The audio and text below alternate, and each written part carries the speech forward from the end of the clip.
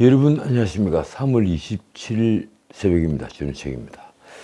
요즘 한국을 덮고 있는 이 검은 먹구름, 정치적 혼란은 도대체 어디서 기인을 한 걸까요? 단적으로 말해 윤석열 대통령의 12.3 비상계엄 선포 때문입니까? 아니면 사법 리스크로 막다른 골목에 내몰린 이재명이 살기 위해서 발버둥 치기 때문입니까? 이재명의 여러 범죄는 제가 보기에는 우연히 저지른 범죄가 아닙니다. 우연히 드러난 범죄가 아니라 대부분은 추악한 탐욕으로 인한 범죄입니다. 어제 선고된 공직선거법 위반 사건 역시 그렇습니다. 당군 내래 최대 사기극인 이 대장동 게이트, 그 설계에 자신이 연관된 것을 감추기 위해 김문기를 몰랐다고 말하고, 또 하나의 사기극인 백인동 개발 비리가 청탁을 받고 특혜를 준 것을 감추기 위해 토지 용도 상향은 국토부 협박 때문에 했다. 이렇게 허위 사실을 공표를 한 범죄인 것입니다. 대장동 사건만 하더라도 결코 단순한 알았다 몰랐다고 하는 인지의 영역이 아니라 자신이 범죄와 연관된 것을 감추기 위한 거짓말로 행위에 속하는 것입니다. 어제 오후 2시 바로 그 이재명의 정치적 운명을 가릴 공직선거법 항소심 선고가 있었습니다. 다들 놀랐을 겁니다. 이번 이재명의 공직선거법 위반 사건 2심 선고 공판은 지난해 11월 15일 1심에서 징역 1년에 집행유예 2년을 선고받은 지 넉 달을 훨씬 넘는 131일 만입니다. 다들 아시다시피 공직선거법 위반 사건은 법에 이른바 633 원칙이 강행 규정으로 되어 있습니다. 그런데 6개월 안에 끝을 내야 하는 1심은 무려 2년 2개월이 걸렸습니다. 참 재미있는 것은 말입니다. 소송 서류인 소송기록 접수 통지서를 이재명이 폐문부재, 이사불명 등의 이유로 계속 수령하지 않으면서 시간을 끌자 고등법원은 남부법원에 촉탁을 해서 의원회관에 집달관을 보내 그 소송 서류를 전달할 정도로 이재명은 재판을 끌었습니다. 이재명은 사실 자신의 재판 지연을 위해 할 수 있는 일은 다 해봤습니다. 이번 공직선거법 위반 사건만 해도 재판 과정에서 법원 송달 서류 미수령이 무려 7차례, 그리고 기일 변경 신청은 5차례, 재판에 불출석해서 재판을 파행으로 몰고 간 게 6차례, 그리고 위헌 법률 제청 신청을 2차례나 했을 정도입니다. 언론은 이재명이 지금 받고 있는 재판 5개를 모두 보면 이런 재판 지연 행위가 무려 64차례나 된다고 지적을 합니다. 어쨌든 이재명은 이 재판에서 살아남기 힘들다는 것이 우리 모두의 예측이었습니다. 저도 이 방송에서 몇 차례나 강조를 했죠. 절대 피선거권 박탈령에서 벗어날 수 없다, 이렇게 말씀을 드린 바 있습니다. 그러나 이재명은 결국 살아남았습니다. 아직은 말입니다. 물론 이번 공직선거법 사건도 대법원에서 파기환송 혹은 파기 재판될 것이 명확해 보이지만, 제 법률적 양심을 걸고 말씀드리는데 명확해 보이지만, 어쨌든 모든 법률가들이 공직선거법 항소심 사건에서 결과가 바뀔 가능성은 전무하다고 했는데, 그런 예측을 아주 보기 좋게 깨버린 판결이 선고됐습니다. 우선 이재명은 윤석열 대통령이 탄핵 심판 사건에서 헌법재판소가 만약 이를 인용해 이른바 조기 대선이 벌어질 경우에 민주당의 유일 대선 후보입니다. 그래서 모두가 이 판결에 촉각을 곤두세우고 있었습니다. 형식적으로는 대선 후보를 선출하는 전당대회를 열겠지만 지금 같은 민주당 일극 체제에서 그건 통과 의뢰에 지나지 않습니다. 그래서 이재명에게 공직선거법 위반 항소심에서 비선거권 박탈령이 그대로 선고된다는 것은 이재명으로서는 치명타가 될 터였습니다. 그래서 이 비선거권 박탈령이 설사 선고되어도 이재명은 조기 대선이 벌어진다면 반드시 출마할 것으로 보였습니다. 그 조기 대선을 위해서 윤석열이 파면을 요구하는 나름대로 처절한 투쟁을 벌였겠죠. 그만큼 이재명으로서는 이번 공직선거법 항소심 결과는 단순한 형사사건 선고를 넘어 정치적 생명을 끊을 수 있는 절체절명의 선고였던 것입니다. 다시 말해 이재명의 대선 출마 자격과 연결되어 있으며 결국은 이재명의 정치 생명이 여기서 끊어지느냐 아니면 대북 송금 사건 1심 선고나 위증교사 항소심, 더 나아가서 이 공직선거법 대법원 판결까지 연장되느냐 여부가 결정되는 일대 사건이었습니다. 더 나아가 이재명이 대통령에 당선되어 자신의 사법리스크를 모두 지울 수 있는 그 첫발이 될 수 있느냐 여부가 어제 선고에 달려 있었습니다. 이재명이 그런 얘기를 자주 했죠. 자신이 대통령에 당선되면 모든 형사재판은 중지된다. 마치 트럼프처럼 자기도 완전히 살아날 수 있다고 믿었던 겁니다. 결국 2심에서 어떤 결과가 나오든 전국은 요동칠 수밖에 없었습니다. 자, 그러면 다시 사건 개요를 살펴보겠습니다. 이재명은 지난 대선 당시에 대장동 개발 사업의 실무 책임자였던 고 김문기 전 성남도시개발공사 처장을 성남시장 시절에 알았으면서도 몰랐다고 말을 하고 국회 국정감사에서 박근혜 정부 당시 국토교통부 협박으로 백인동 개발부지 용도를 자연 녹지에서 주운 주거지로 무려 4단계나 상향 조정했다는 발언을 해서 2012년 9월 공직선거법상 허위사실 공표 혐의로 기소가 되었습니다. 결국 1심은 김문기를 몰랐다는 부분은 무죄, 그런데 고 김문기가 골프를 치지 않았다는 부분은 유죄, 그리고 국토부로부터 백인동 용지 변경을 협박당했다는 발언은 허위사실을 판단해서 징역 1년에 집행유예 2년을 선고했습니다. 그래서 이재명이 항소심 선고가 주목됐습니다. 2심에서 벌금 100만 원 이상형을 선고받고 법률심인 대법원에서 확정될 경우에 국회의원직을 잃는 것은 물론 다음 공직선거에 출마할 수 없게 되는 것입니다. 만약 1심 판결대로 징역형이 그대로 확정이 된다면 이재명의 피선거권이 박탈되는 것은 무려 10년간입니다. 거기에다 유죄 판결이 나면 지난 대선 선거비용 보전받았던 434억 원을 중앙선관위에 반납을 해야 합니다. 이 때문에 이재명의 2심 선고는 윤 대통령 탄핵 사건과 맞물려 대한민국의 미래를 결정하는 아주 주요 사건이 된 것입니다. 만약 헌법재판소가 윤 대통령의 탄핵을 인용해서 파면을 하면 그로부터 60일 이내에 대선을 치러야 합니다. 이른바 조기 대선입니다. 그런데 이재명은 어제 항소심 선고에서 피선거권 박탈형인 벌금 100만 원 이상형을 선고받더라도 아마도 이 조기 대선이 벌어질 경우에 대법원 확정 판결이 나오지 않는다면 대선에 출마할 수 있어서 이재명의 후보 자격을 둘러싸고 엄청난 논란이 벌어질 판이었습니다. 더욱이 이재명은 아까 제가 말씀드린 대로 본인이 설사 형사재판을 받는다 하더라도 대통령에 당선만 되면 모든 재판은 중단된다고 말을 해왔습니다. 그런데 어제 고등법원 선고가 있으면서 모든 것이 헝클어졌습니다. 이재명은 26일 공직선거법 위반 사건 2심에서 모두 무죄를 선고받았습니다. 정말 놀라운 일입니다. 징역 1년에 집행유예 2년을 선고한 1심 판단이 뒤집힌 것입니다. 일단 대법원에서 이 판결이 그대로 확정이 되면 이재명은 다른 4개의 사건, 11개 혐의가 유죄 판단이 확정되지 않는 한 일단은 향후 대선 등에 출마하는데 지장이 없게 됩니다. 선거법 사건의 법정 선고 기한은 633 마지막 3개월로 오는 6월 26일입니다. 기록을 위해 제가 판결까지도 않다고 여기지만 서울고법 형사 6-2부 판결을 제가 그대로 옮겨보겠습니다. 공소사실에 대한 증명이 합리적 의심이 없을 정도로 이르지 못해 범죄 사실의 증명이 없는 때에 해당이 돼 무죄를 선고한다. 홍준표 대구시장이 한마디 했더군요. 결론을 미리 내놓고 무죄 결론을 미리 내놓고 꽤 맞춘 논리에 불과하다. 그렇습니다.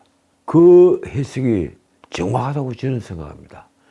1심은 이재명의 혐의 가운데 2015년 호주 출장 때 김문기와 골프 친 적 없다는 발언과 백인동 토지 용도를 4단계나 상향한 것은 국토부의 협박 때문이었다는 발언을 유죄로 인정을 했죠. 그러나 2심은 이재명의 발언 모두가 허위사실 공표에 해당되지 않는다고 판단을 한 겁니다. 언론 보도를 종합하면 2심 재판부는 이재명의 발언에 대해 독자적 의미가 없다, 또 혹은 허위로 보기 어렵다, 또 유권자의 판단을 거르실 부분으로 볼 수 없다, 이렇게 이렇게 해석을 했습니다. 어느 신문이 분석이 이렇습니다. 이 신문 이재명이 방송이나 국정감사장에서 한 말을 매우 세세하게 나눈 뒤에 검찰이 공소사실과 뜻이 다르다거나 허위가 아니라고 밝혔다. 문자 그대로 무죄 결론을 내어놓고 거기에 꽤 맞춘 거죠. 그걸 논리라고 볼 수 있습니까? 그 대표적 발언이 바로 1심에서 유죄로 인정이 된 김문기 골프 발언입니다. 이재명은 2021년 12월 29일 방송에 출연해서 이렇게 말을 했습니다. 국민의힘에서 4명 사진을 찍어가지고 마치 제가 골프를 친 것처럼 사진을 공개했던데 전체 일행 단체 사진 중에 일부를 떼내 보여줬다. 조작된 것이다. 그러니까 일반적으로 언론이 많이 사용하는 기법인 전체 사진 중에서 필요한 그 부분만 확대를 해서 공개를 한다거나 보도를 하는 경우에 그걸 조작되었다고 말을 한 겁니다.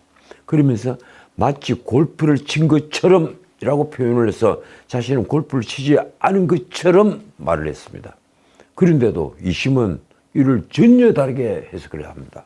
1심은 이를 두고 이재명은 김문규가 골프를 친 게 맞고 고의로 허위 발언을 한 것이 인정된다 이렇게 판시를 했습니다. 누구나 그렇게 해석을 할 겁니다. 그러나 2심은 김문규와 같이 찍은 사진은 원본을 일부 떼낸 것이 아니라 조작된 것으로 볼 수 있다고 했습니다. 말하자면 결국 이 재판부는 사진이 조작됐으니 골프를 같이 친 게 아니다라는 의미로 해석될 여지가 있다고 했습니다. 이재명의 발언은 사진이 잘못됐다는데 방침이 있지 김문규가 골프를 아예 치지 않았다는 주장이 아니라고 본 겁니다. 그런데 아까 들어보셨지만 마치 골프를 친 것처럼이라고 얘기를 했습니다. 그 처럼이라고 얘기를 한 것은 본인은 골프를 치지 않았는데 골프를 친 것으로 보이게 했다. 이 얘기입니다. 그게 허위 발언이 아니라는 겁니까? 가장 큰 문제는 1심에서 유죄로 인정된 백인동 국토부 협박 발언이 무죄로 뒤집힌 것입니다. 그 협박 발언도 그냥 협박이 아닙니다. 박근혜 정부 국토부 협박이었다. 판넬까지 준비를 해서 국정감사장에서 답변을 한 것입니다. 2심은 이재명의 이 국정감사 발언을 5개로 나누고 전체적으로 의견 표명에 해당해서 허위사실 공표로 처벌할 수 없다고 했습니다. 판넬까지 준비를 해서 거짓말을 한 것이 허위사실 공표가 아니라는 겁니다. 특히 문제되는 것은 국토부 공무원들이 용도 변경을 안 해주면 직무유기를 문제 삼겠다고 협박했다고 말한 부분입니다. 어제 2심은 과장은 있지만 허위로 볼 수 없다고 했습니다. 이게 또 무슨 말인가요? 게다가 해당 발언이 독자적 의미를 가져서 선거인 즉 유권자의 판단을 그르칠 중요한 부분이라고 볼 수 없다고도 지적했습니다. 앞서 1심은 물론 2심에서도 국토부와 성남시 전현직 공무원 20여 명이 출석해서 협박은 없었다고 증언을 했습니다. 그런데도 2심 판결은 이 전체를 협박 때문에 토지 용도를 변경을 해줬다고 한 이 이재명 말 전체를 허위 사실이 아니라고 한 겁니다.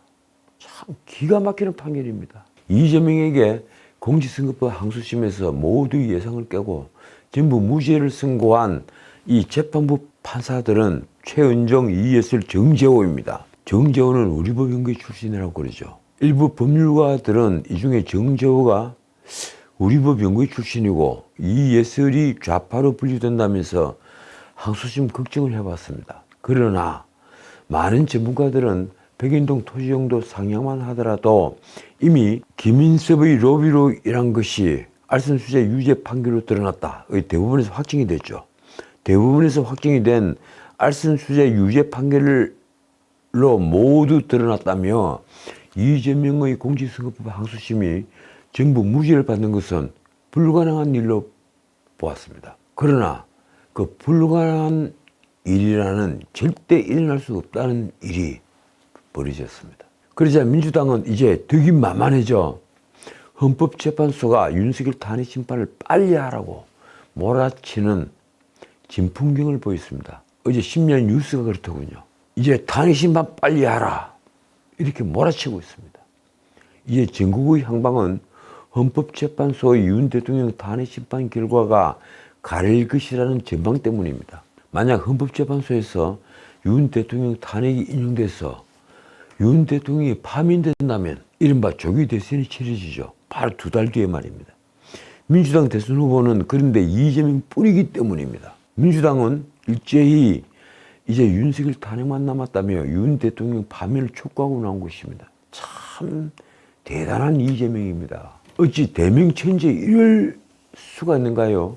민주당은 어제 오후에 헌법재판소 압박에 당력을 집중했습니다. 김용민 원내수석의 말이 이랬습니다. 이재명의 무죄는 사법질서 회복이다. 헌재도 헌법상 책무를 신속히 수행해야 한다. 심지어 민주당은 어제 법사위 전체 회의에서 헌법재판소에 윤 대통령 탄핵 심판 선고일을 신속히 지정하라고 촉구하는 결의안도 통과시켰습니다. 이 결의안은 국민의힘 의원들이 퇴장을 한 가운데 야당 단독으로 처리된 겁니다. 민주당은 이 결의안 본회의 통과를 위해 의원식에게 전원위 소집을 요구하기로 했습니다. 국회의원 300명이 전원위 참석하는 전원위에서 결의안을 처리해서 헌법재판소를 압박하겠다는 것입니다. 민주당은 또 40여 인명을 보류한 최상목에 대한 탄핵소추도 계속 추진하기로 했습니다. 민주당은 21일 최상목 탄핵소추안을 발의를 했죠. 그래서 예정대로라면 최상목 탄핵안은 그 다음 열리는 본회의에 보고가 되고 그로부터 24시간 이후 72시간 이내에 표결에 붙여져야만 합니다. 한편 민주당에선 사흘 전인 3월 24일 헌법재판소에서 탄핵이 기각돼 직무에 복귀한 한덕수 총리에 대해서도 40여 인명을 미루면 다시 탄핵에 나서야 한다는 주장이 나왔습니다. 언론에 나온 민주당 관계자의 말입니다. 필요하면 한덕수, 최상목, 상탄핵도 추진할 분위기다. 참 기가 막힙니다. 탄핵 중독이라고 해야 합니까? 어떻든 어제까지 헌법재판소는 윤 대통령 탄핵 심판 선고일을 지정하지 않았습니다. 법조계에서는 4월 초로 선고일이 넘어갈 거라는 예측이 나왔습니다. 목요일은 정례 선고일이니 목요일은 없습니다. 그리고 일주일에 사흘씩 선고일을 잡을 수가 없을 테니 금요일도 아닌 것으로 이제 드러났습니다. 그러나 말씀드린 대로 법원이 어제 선거법 사건 항소심에서 무죄를 선고하자 이 민주당에선 헌법재판소에 선고를 제출하고 나선 것입니다. 놀라운 것은 여기에 전직 대통령인 문재인까지 나선 겁니다. 문재인이 페이스북에 쓴 글이 이렇습니다. 국민의 분노가 임계점에 이르렀다. 밤을 새우서라도 탄핵 선고가 이번 주를 넘기지 않도록 해달라. 다시 문재인을 뒤돌아봅니다. 이 박근혜를 뇌물을 받았다고 몰아서며 탄핵에 성공한 뒤에 그리고 대통령 선거에서 당선이 됐죠. 그 후 한 번도 경험해보지 못한 무능한 대통령으로 보내면서 기껏 아내 김정숙의 버킷리스트나 챙겨준 문재인이 그런 비아냥을 받고 있는 문재인이 할 말은 정말 아닌 것 같습니다. 국민의힘 원내대표 권성동은 오히려 이재명의 무죄 선고가 윤 대통령 탄핵 심판에 영향을 줄 것으로 보느냐는 기자들 질문에 별개의 사안이다. 아무런 영향이 없다고 본다. 이렇게 답을 했습니다. 사실 이제 남은 것은 곧 있을 윤석열 대통령 탄핵 심판 선고입니다. 돌이켜보면 윤 대통령은 왜 두세 달을 기다리지 못하고 야당이 깔아놓은 부비 트랩을 밟았을까요? 길어도 지금 정도까지만 기다리면 되는데 말입니다. 비상계엄을 선포하면 산진초목이 벌벌 떨 줄 알았다면 그건 정치 문외한의 판단입니다. 정치를 전혀 모르는 문외한이더라도 군 복무 경험이 있거나 더 나아가서 세상 민심과 요즘 세태를 알았다면 그런 허술한 비상계엄을 선포하지는 않았을 겁니다. 그래서 저는 작년 12월 3일 비상계엄 선포를 하는데 가장 큰 역할을 한 것으로 보이는 김용현 같은 자가 윤석열 대통령을 나락으로 빠뜨린 간신이었다고 믿습니다. 그리고 공직에 있으면서 부비 트랩을 밟은 윤석열을 돕기는커녕 내란죄 수사권이 없는데도 앞다투어 윤석열이 신병을 확보하겠다고 설치된 박세인과 오동훈, 그 중에서도 끝내 공조본이라는 것을 만들어 윤 대통령 체포영장과 구속영장을 청구했던 오동훈이 진짜 내란의 행동대장을 자청한 인물이었다고 감히 규정합니다. 이제 윤석열이 파면이 아닌 각하나 기각 결정이 나오면 맨 처음 할 일은 이런 진짜 내란죄를 수사에 처단을 하는 겁니다. 무슨 일이 있더라도 이를 처단하지 않으면 대한민국은 한 발도 더 진전하지 못합니다. 그만큼 지금 우리 사회는 이념 전쟁이자 체제 전쟁을 치르고 있는 중입니다. 이재명은 심지어 물리적 내전이 가까웠다는 말도 서슴지 않았습니다. 이틀 전에 그런 말을 했죠. 민노총은 노조 단체임에도 정치적 편향성을 노골적으로 드러내는 걸 넘어 심지어 헌법재판소가 22일까지 탄핵 선고일정을 정하지 않으면 27일 총파업을 하겠다고 선언했습니다. 게다가 27일 이후에도 헌법재판소의 선고 날짜가 지정될 때까지 매주 목요일마다 하루 단위 총파업을 벌일 예정이라고 선언했습니다. 양경수 민노총 위원장이 밝힌 파업의 목적이 이렇습니다. 파업의 목적은 헌재가 선고일정을 신속하게 잡으라는 것이다. 이쯤 되면 민노총은 정치단체입니다. 오래전부터 그래왔지만 말입니다. 자, 그러나 전에도 말씀드렸다시피 민노총은 현재 파업을 할 수 있는 정의권을 가진 사업장이 거의 없습니다. 따라서 민노총 간부 중심으로 연차 등을 사용한 소규모 파업이 될 수밖에 없습니다. 그래서인지 민노총은 지금까지 반윤석열 시위를 주도해온 비상행동이라는 단체에도 총파업 동참을 제안했습니다. 양 위원장이 한 말을 다시 옮깁니다. 상인은 가게를 닫고 학생은 동맹휴학으로 모든 시민은 자신의 일터와 삶터에서 일상을 멈추고 함께 광장에 나서달라. 참 기가 막히는 선동입니다. 말하자면 윤석열을 끌어내리기 위해서는 나라를 절단낼 수도 있다는 것을 만천하에 천명한 겁니다. 결국 그들이 말하는 나라는 어떤 나라입니까? 자, 거기에 오늘은 정교조가 윤석열 대통령 파면 촉구 교사 비상시국 선언에 이름을 올릴 교사들을 온라인으로 모은다는 뉴스가 나왔습니다. 일부 정교조 지부는 내부 메일로 링크를 돌려 참여를 권했다고 합니다. 다시 말씀드리면 정교조는 홈페이지에 시국선언 참여 링크를 올리고 지난 20일부터 26일까지 선언에 이름을 올릴 교사들이 신청을 받았습니다. 정교조는 27일 그러니까 오늘 정부 서울청사 앞에서 기자회견을 열고 참가 인원을 발표할 계획입니다. 해당 설문은 이름과 소속 학교가 있는 17개 시도 중 하나만 입력을 하면 되는 아주 간단한 설문이라고 합니다. 그런데 정교조의 시국선언이 정말 기가 막힙니다. 이렇습니다. 헌법재판소는 내란 수괴 윤석열을 즉각 파면하라. 이들이 과연 순진무구한 아이들을 가르치는 교사입니까? 그 뒤에 붙인 말은 그들이 정치적 시각이 얼마나 편향되어 있는지를 잘 보여줍니다. 이렇습니다. 교사들은 내란 일당이 2차 비상계엄을 선포하지는 않을지, 또 다른 서부지법 폭력 사태를 일으키지는 않을지 심각한 우려와 불안을 안고 잠 못 이루는 하루하루를 보내고 있다. 왜 이 정교조 선생들이 잠 못 이루는 걸까요? 말하자면 이 정교조 소속 교사들은 어디 독립운동이라도 하는 투사라는 말인가요? 정교조 시국선언의 내용은 정치적 중립을 내던진 정말 후한무치한 내용입니다. 이렇습니다. 내란 공범 국민의힘 의원들은 헌법재판소 앞에서 1인 시위를 이어가며 민주주의를 부정하고 내란을 비호하고 있다. 비상식적이고 반헌법적인 조치를 취한 윤석열은 우리 교사에 더 이상 대한민국의 대통령이 아니다. 저도 감히 한 말씀 드리겠습니다. 당신들은 이미 자유민주주의 대한민국의 교사들이 아닌 이재명의 하수인일 뿐이다. 정말 이 대한민국이 두 쪽으로 나누어진 것 같습니다.